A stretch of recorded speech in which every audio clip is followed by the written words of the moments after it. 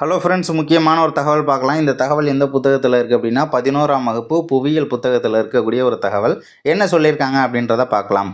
அனைவராலும் நன்கு அறியப்பட்ட ஹேலி வால் நட்சத்திரம் 76 ஆண்டுகளுக்கு ஒரு முறை வானில் தோன்றும். 76 வருஷத்துக்கு ஒரு டைம் தான் வானில் தோன்றும் அப்படின்றத சொல்லியிருக்காங்க. எந்த நட்சத்திரம் அப்படின்னு பார்க்கும்போது ஹேலி அப்படிங்கிற ஒரு வால் நட்சத்திரம். ஓகேவா, 76 ஞாபகம் வச்சுக்கோங்க.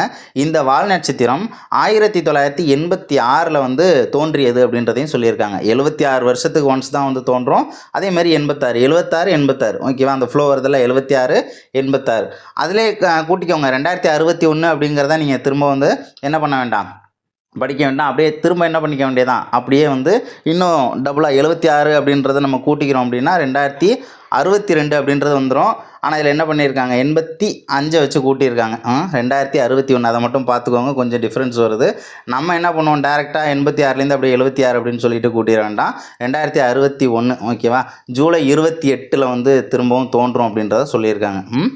76 வருஷத்துக்கு ஒன்ஸு 1986 வந்திருக்கு. இப்போ வந்து திரும்ப வரப்போகிறது 2061. தேங்க்யூ.